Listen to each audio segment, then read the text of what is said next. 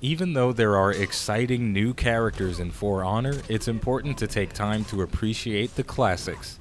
Today, we're going to watch a 1 vs 1 duel from the perspective of the Orochi, and our opponent is a Lawbringer.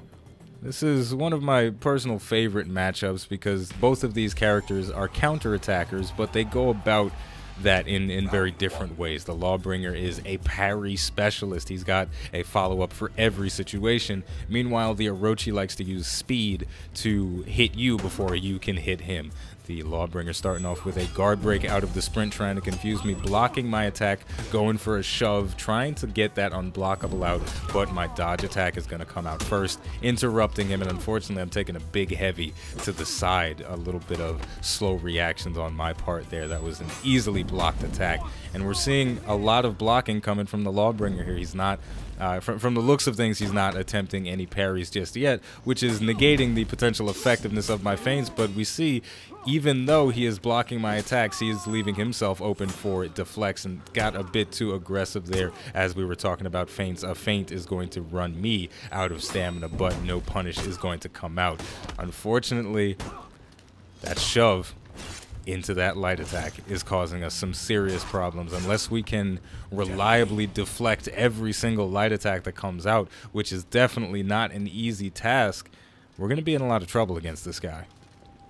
And you know, this is why a lot of people have a problem with the overly defensive nature of For Honor, the defensive meta, if you will. I was the aggressor for the most part in that match, but I got severely punished just for trying to do what you're supposed to do in a fighting game, which is attack. But we're seeing this time, the attacks are coming out a little too fast for his reactions. You see him switching his guard up, you know, from the top to the left side because he's not entirely sure where my attacks are coming from. Feinting the Storm Rush into a guard break, but it is going to get teched. So, but we do have a significant lead. We got parried there. The Admortem Inimiku is going to come out, but that was a heavy parry, not a light parry, so it wasn't guaranteed. We have a tremendous life lead at this point. We just need one good attack, and we will finish it off. Unfortunately, we're getting a bit impatient here. We're just kind of banging on him, hoping that one of his blocks miss, but this guy, he knows what he's doing, so that is not likely to happen. The only time we're going to land hits is if we wait for the right opportunity and try and fake him out with a very fast zone attack. The zone attack is going to connect just as I say that, but it is not enough to finish the job. We need just a little bit more damage. This is a frustrating scenario to go through. Another zone attack going to connect, but still not enough. But a deflect into the light attack is going to finish the job for us. So, man, it's tough to crack open a turtle. I don't know exactly how you eat them, but I imagine there are tools involved. I wish I had some of those tools in this duel. Am I right? A little hammer and a chisel would work wonders against this particular Lawbringer. Walking up very slowly to the fight. I imagine that is because there's a bit of frustration going on here, but let's see if things go differently in round number 3.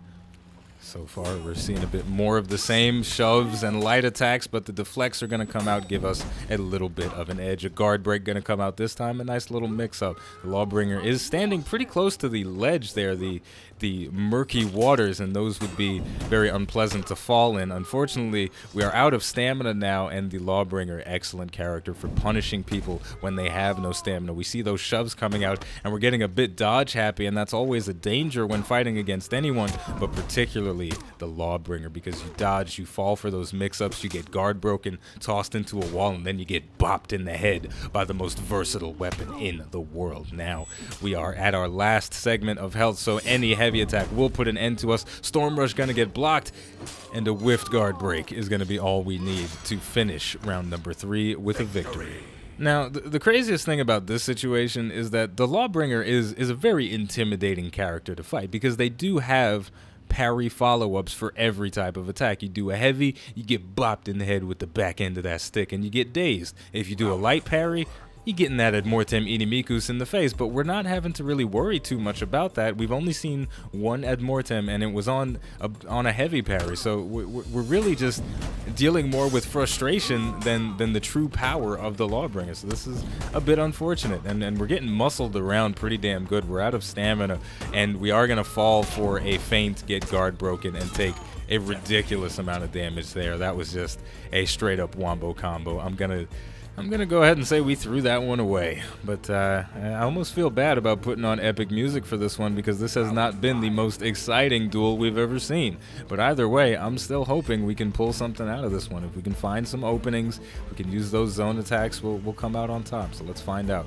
Looks like our opponent is AFK for a moment, but he is back, throwing out a raw top heavy. We dodged out of the way of a feint, but luckily for us, our recovery time was just fast enough that we were able to tech out of the guard break and not take any unnecessary damage. Going for that Riptide strike, but he is well outside of the effective range, trying to catch him with a Storm Rush as he's whiffing attacks, but his light attack is going to come out just a little bit too fast. And we're seeing, though, the speed of the Orochi is catching him off guard just a bit, but the slow attacks of the Lawbringer are going to bop us on the head and drain a little bit of our stamina there. He used a top heavy instead of a top light after the shove, and the timing on that is a little bit different, which caused the deflect to fail. But now we just need to take down 2 more bars, a couple of good attacks. We got a parry on the light attack coming out. We're seeing some good play. Classic Orochi gonna finish him with a zone attack from the side. So, you know, anybody want some turtle soup? I'm sure it tastes pretty good with a little bit of versatility mixed in there, but you know what, before you go grab that soup, we're gonna watch one more match. This time it is Warden versus Kensei. The 2 vanguards are gonna slug it out, and the Warden is one of the strongest characters in the game, so we do have a baked-in advantage. Meanwhile, our opponent is using the Kensei, notorious for being slightly B tier, maybe even C tier, depending on who you talk to. But, you know, stranger things have happened. You know, I myself am a big fan of the Kensei. I play them a lot, and I've fought my fair share of Wardens, and I've come out on top. And speaking of top, the light attack from the top is going to be the first attack to connect, throwing out a raw side heavy, and that's going to do a big chunk of damage. Feinting a top heavy, trying to catch him with a top light, but it's not going to work. But we feinted the top heavy again and successfully landed a crushing counter strike for a ridiculous burst of damage. A parry attempt on the light attack is going to be successful. We are taking a ridiculous amount of damage, too much in fact. And we're going to get hit by that no-look kill, a very fancy execution. It was added in one of the recent patches. I believe it was version 1.06. We are currently playing on version 1.07. But already we're seeing a drastic difference in the way this fight is playing out because both players are attempting to parry and to be blunt, we're doing some fancy shit here, and it makes things a lot more exciting. We're throwing attacks, we're trying to get shit done, and it is incredibly exciting. Throwing out that side light, trying to get a little bit of a catch there, but it is not going to work. The guard break, though, is not going to throw me far enough into the wall, so I will not take the top heavy attack. The Kensei, if he knocks you into the wall, he is guaranteed his top heavy unblockable. We landed a successful parry, following it up with a top light and then a shoulder bash for 2 more quick light attacks. We feinted the shoulder bash that time, and we got a parry as a result, and then the heavy attack to finish the job. We got a nice execution. Going for the classics. Do you guys buy executions? I haven't bought a single execution. I've got about 60 or 70,000 steel sitting in my account, and I have yet to spend any of it on the really cool looking stuff. Some people might say I'm frugal, others would call me cheap, but that is not what we're talking about right now. We're talking about round 3 out of 5. The score is 1-1, so this is looking to be an intense match. And the side light is going to get parried again. There is definitely a value between throwing out attacks and switching between light and heavy. But as you can see, when they get parried a lot, you got to be more proficient. You got to feint a little bit more. Those raw attacks don't always work. We are in a position where we could make a comeback. We got him out of stamina, but we're not going to catch him with the shoulder bash mix-up. And that is very unfortunate. We went for the fully charged bash as well. It connected, but the light attack from the Kensei going to hit us out before we are able to throw the top heavy that is guaranteed from that move. Throwing out another side light and then switching it up to a heavy afterwards, and unfortunately that will also get parried and we'll get our gut chopped off. This man is stylish. He's switching up between both of his executions so we don't get bored. He's looking out for us right now. Or maybe he's just trying to make sure we stay dead this time, but unfortunately that is not going to be the case. We have one more chance to make a comeback. If we lose this round, then the match is going to go to the Kensei, so we've got to put up or shut up.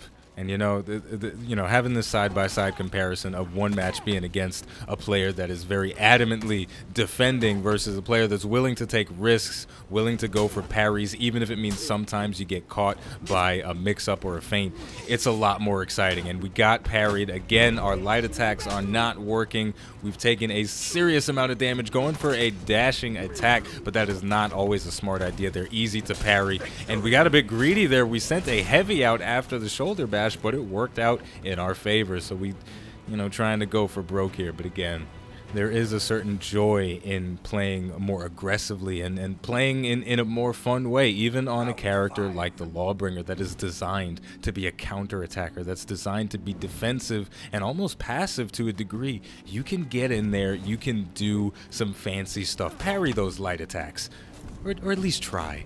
Because if you do, it'll feel really good. So far, the first hit is going to go to the Kensei, but we're going to trade back with a light attack from the side. That may even be one of the first light attacks to connect. A whiff guard break is going to mean a big side heavy. Getting a bit greedy here. We're out of stamina, getting knocked to the ground, and then getting bopped by that unblockable top heavy while we're on the floor. We got hit with a guard break there. The feinted top heavy into a dash and a guard break is going to get teched out of trying to get the shoulder bashes, but we're getting bopped out. We've got to do some fancy stuff, but unfortunately the fancy stuff is not going to get done by us or the Kensei. He's just going to do a plain and simple side light to finish the job and going for a nice celebration there at the end for beating one of the strongest characters in the game with someone who is on a lower pecking order than him. So we're gonna wrap it up here. This is a much more satisfying place to end because that duel was alive. It felt energized. So on that note, the name of the game, I believe, I'm about 50% sure it's called For Honor. The name of the channel, I know for a fact it's iBluairJgR Gaming for Comedy.